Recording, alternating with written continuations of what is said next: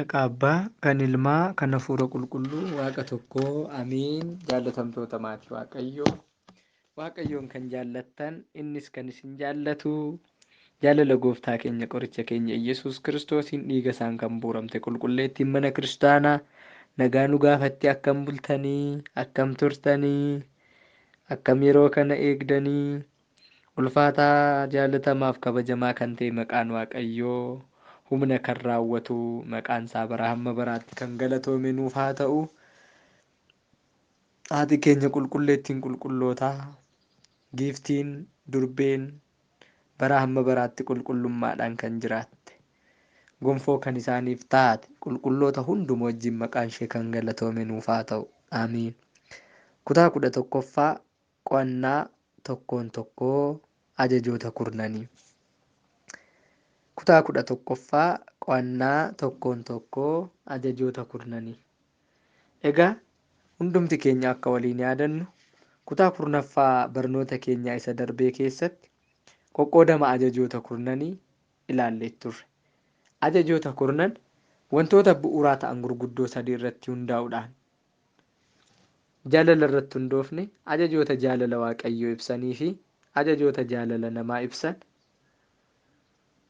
kaayyoo kennamaniif irratti hundoofne ajajoota raawwadhu ibsanii fi ajajoota hin raawwatinii ibsan, akkasumas immoo haala raawwii isaan irratti hundoofne ajajoota yaaduudhaan raawwataman, ajajoota dubbachuudhaan raawwatamanii fi ajajoota hojiidhaan raawwataman jennee ilaallee turre. Barnoota keenya kutaa 11ffaa irraa keessatti tokkoon tokko ajajoota kurnanii kaasnee qo'annaa. Waaqayyo Gooftaan akka nu gargaaru jaalala isaa nuuf haa ta'u. Amiin.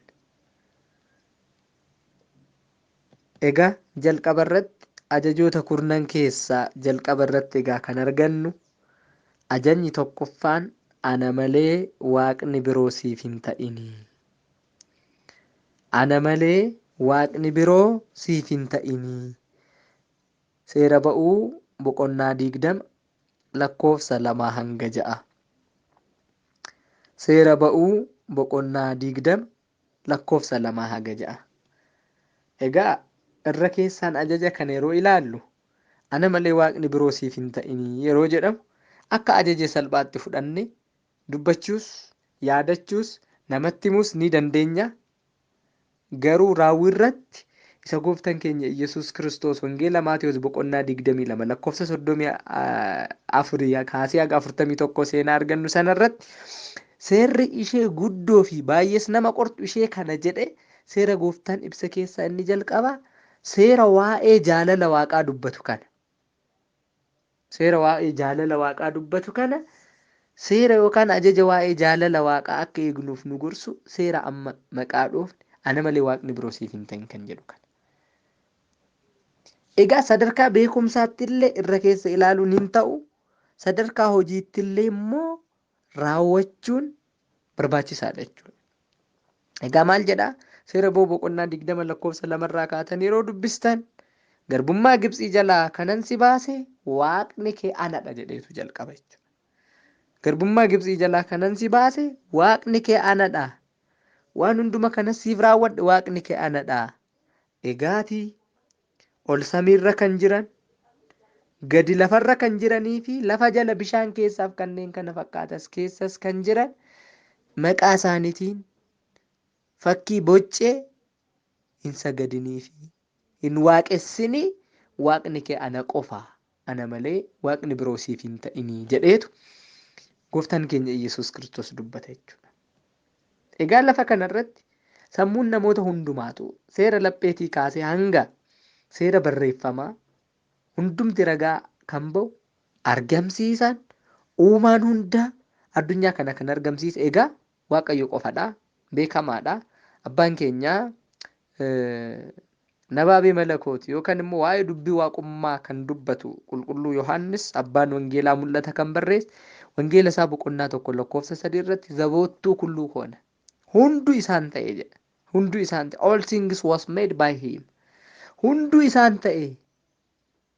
Waza እንበሌ ሁሳ አልወዘ ኮነ isaan ala kan ta'e goonka hin jiru jedheetu dubbata jechuudha. Kanaaf hunda kan argamsiise, hunda kan uume, hunda kan fide, addunyaa kana samiif ishee keessa, lafa kana fi ishee keessa kan jiru hunduma sirreessee haala kanaan bareechee namoota illee gara kanatti kan fide Waaqayyoodha jechuudha. Kanaaf qulqulluun Yohaannis hunduu isaan ta'e jedhee kan dubbatu jechuudha. Egaa asirratti hubachuuti kan qabnu Waaqayyo jennee yeroo waamnu Abbaa, Ilma, Hafuura Qulqulluu jechuu keenya irraanfachuu hin qabnu jechuudha gonkumaa. Egaa Yohaannis hunduu isaan ta'e yeroo jedhu waa'ee Yesuus Kiristoosidha kan inni dubbate. Waa'ee Yesuus Kiristoos dubbachuu jechuun waa'ee Abbaa, waa'ee Hafuura Qulqulluu dubbachuu jechuudha. Seera uumamaa boqonnaa tokko lakkoofsa tokkorraas kaan yeroo dubbanne yeroo ilaalles Waaqayyo jalqaba samiif lafa uume jechuudhaan jalqabaa samiif lafa kan uume Waaqayyo akka ta'e ni dubbata jechuudha. Egaa inni samiif lafa uume kan isaan keessa jiran hundumaas uumuun hojii salphaadha. Uumeeraas immoo kitaabni qulqulluun nutti hima jechuudha. Hanga dhufnee seera uumamaa boqonnaa tokko lakkoofsa 26 uumama xumuraa geenyutti Waaqayyo kana godhe jedhe kitaabni qulqulluun yeroo dubbatu arganna jechuudha. Egaa argamsiisaan hundaa, uumaan hundaa Waaqa qofadha. Egaa kana yeroo jennu hundaa kan danda'u, hundas kan raawwatu, waaqeffamuus kan qabu Waaqayyo jechuu keenyadha. Waaqayyo jechuu keenyadha. Egaa Waaqa kanadha namas kan uume qulqulluu Phaawulos gara warra Efesoon ergaa ergee boqonnaa 2 lakkoofsa 10 irratti ni dubbatame. Hojii gaarii akka hojjennuuf Yesuus Kiristoosiin uumamne jedhe Yesuus Kiristoos Waaqayyo dhala namaas akka inni uume ni dubbata jechuudha. Egaa Waaqayyo irraan kan hafe sooraan, uumaan, bitaan, gaggeessaan, hoogganaan addunyaa goon kan jiru jechuudha. Addunyaa kana kan sooru, uumee kan bitu, kan hoogganu, kan gaggeessu Waaqayyoodha jechuudha. Waaqayyoon ala goonka kana kan raawwatu hin jiru. Faaruu 99:3 irratti kana nutti hima. Uumama tokko irraas yoo dubbisne, Yohaannis 14:15 irraas yeroo dubbisne kan arganna jechuudha. Waaqayyo addunyaa kana ofii isaatiif uumeera. Uumee ni bita. Uumee immoo calliseedhuma kan dhiise otoo hin ta'in itti gaafatamummaa malee akka namoota dhalanii yookaan dahanii itti gaafatamummaa malee nama dhiisanii akka namoota dadhaboo ijoollee horatanii badhee irratti bittinsanii otoo hin ta'in Waaqayyo ijoollee uume hunduma ni hooggana, ni bitaa, ni sooraa, ni gaggeessaa wanta isaan barbaadan hunduma ni raawwataaf jechuudha. Egaa Waaqni kun eenyummaa fi haalli jireenya uumamtoota isaa kan isa yaachisudha. Eenyummaan uumamtoota isaa isa yaachisa. Eenyummaa isaanii gaafa gadhiisan fakkeenya fudhadha. Namni amala ergamummaa isaa dhiisee amala loonii gaafa qabatu eenyummaan isaa isa yaachiseetu amala loonii qabachuu kanaan immoo cubbuun inni keessa jiraatu haalli jireenya isa yaachiseetu jaalala dhala namaaf jecha samiirraa gara lafaatti dhufe jechuudha. Kanaaf Waaqa kana eenyummaa fi haalli jireenya uumamtoota isaa kan isa yaachisu akka isa waaqessaniifis kan eeyyamedha. Eenyummaan uumama kamiitu isa yaachisa. Bineensotas ni soora. Raammoollee garaa dhagaa keessatti uume kan sooru isadha jechuudha. Kanaaf Waaqni kun Waaqa itti gaafatamummaa qabu, Waaqa namaaf gaddu, eenyu hangasaa kan namaaf hin gaddine, eenyu hangasaa waa'ee eenyummaa fi haala jireenya uumamtootaaf kan hin yaaddofne, inni garuu qobaasaatti Waaqa guddaa akka waaqessinuuf dhalli namaatillee akka isa waaqessuuf kan eeyyamedha. Egaa yeroo dhalli namaa isa waaqessuu dhiisee gara uumamtoota akkasaa kan biroo waaqessuutti deebi'u Waaqayyo ni dheekkama jechuudha. Egaa seera ba'uu 22 yeroo dubbisne inumaa maal jedhaa? Ani Waaqni kee Waaqa inaafaadha. Waaqa inaafaadha. Ani Waaqni kee Waaqa inaafaadha. Namoota ana jibbaniif seera koon eegne haga dhaloota 7tti cubbuu warra gara ijoolleetti kanan fidudha. Warra na jaallatan warra seera koo eeganiif garuu hanga dhaloota 100tti kanan eegudha jedhee kuma yeroo jedhu egaa goonka jedhee lakkaa'uusaa jireenya namni waggaa 1000 jiraatu garuu goonka jaalalaaf ta'ee jechuusaa hubanneerra waan ta'eef Waaqni kun inaafaadha jechuudha. Egaa Uumamtoota uumaman keessaa eenyu akka eenyu waaqessuuf hin eeyyamamneef wal fakkaatu waan ta'eef hundi isaanii harka waaqayyootiin uumamuu isaaniitiin wal fakkaatu. Dhagaan nama waaqessuu hin qabu, namni dhagaa waaqessuu hin qabu jechuudha.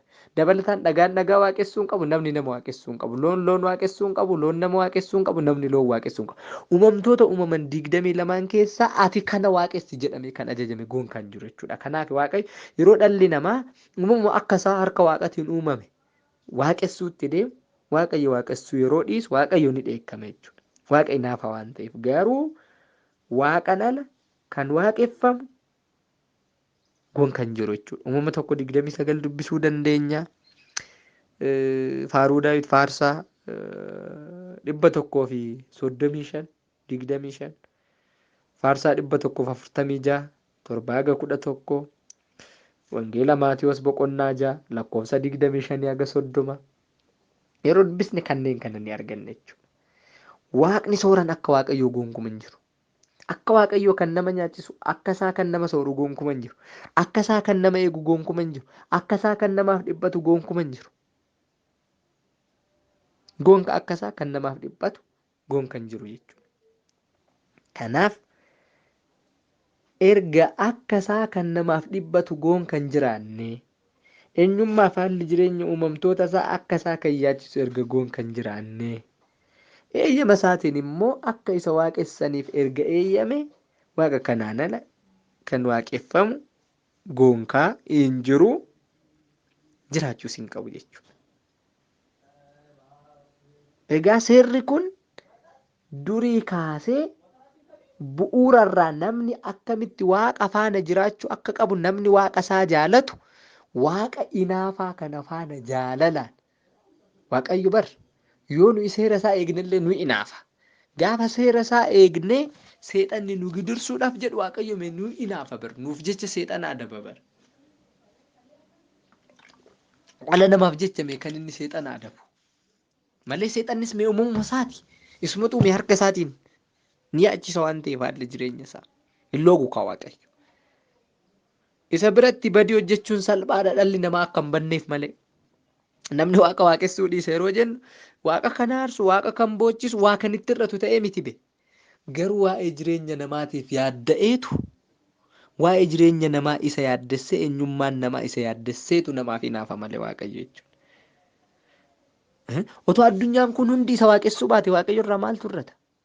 Goonka waayyuun irratu bar. Goonka waayyuun irratu bar. Kanaaf miti Daawit faaruusaa faaruu 18 gubbaatti maal jedhe yeroo dubbatu afaan waaqayyo laphee waaqayyo kan jedhame Daawit እግዚአብሔርስ ንጉሡ ቅድመ ዓለም waaqayyo addunyaa duraayyuu mootii ture. Abbaan ilma hafuura qulqulluu, ilmi abbaaf hafuura qulqulluu, hafuurri qulqulluun abbaa fi ilma galateeffachaa amanamummaa isaaniitiin wal galateeffachaa turani jedhee dubbata waan ta'eef namni galateeffachuu waan dhiiseef waaqeffachuu waan dhiiseef waaqayyo irraa wanti bu'u hin jiru. Garuu uumaa gara laafessa eenyummaaf jaalala jireenya uumamtoota isaaf dhiphatu waan ta'eef kan isa yaachisu waan ta'eef dhalli namaa akka hin banneedha. Addaammee yeroo waaqayyoon gaddisiisee gannataa ba'ume waaqayyo jala waatu badaaf miti. Waaqayyo irraa waatu bu'aaf miti. Waaqayyo waa dhabaaf miti. Garuu jireenya addaamtu isa yaaddessa. Eenyummaa addaamtu isa yaaddessa. Isa hin amala ergamummaa gatee amala loonummaa qabatee sodaachaa kirkiraa cubbuu hojjechaa jiraatu sanatu isa yaaddessa. Haala jireenya isaatu isa yaaddessa. Haala seexanoonni ittiin itti taphachaa turan sana. Haala seexanoonni ittiin subaa adda kuchisiisaa turan sana. Garra addaam yookaan immoo qabsuura abbaa keenya qulqulluu addaam sirriitti yoo dubbisne kana ni hubanna.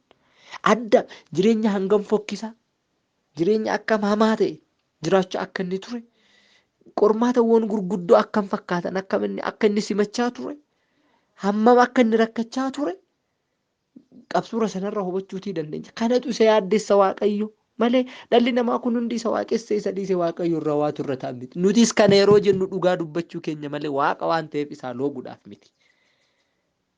Namas akka namummaa isaatti sammuu hubatuuf yaadu wajjin dhugaa faana kan fiigu wajjin uume waan ta'eef jechuudha.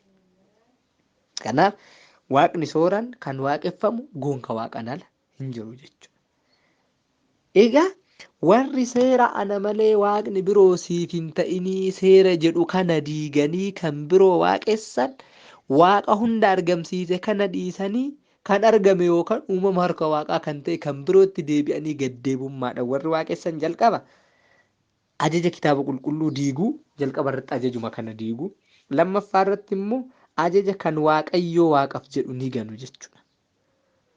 Haabuu zaqeesaar laqeesaar haabuu zegzaayeer legzaayeer jedha.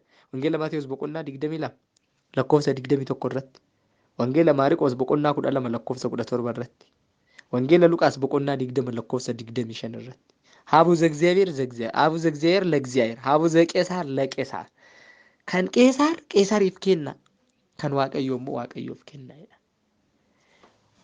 Kan uumamaaf ta'u haala uumamaaf ta'utti fakkeenyaaf biqiltuu kabajuun yoo nurra jiraate biqiltuun amma uumama keessaa tokko kabajuun yoo nurra jiraate muruu dhiisuudhaan yookaan immoo kichuutti balleessuu dhiisuudhaan gubuu dhiisuudhaan akka cubbuun taanetti kabajuu dandeenya.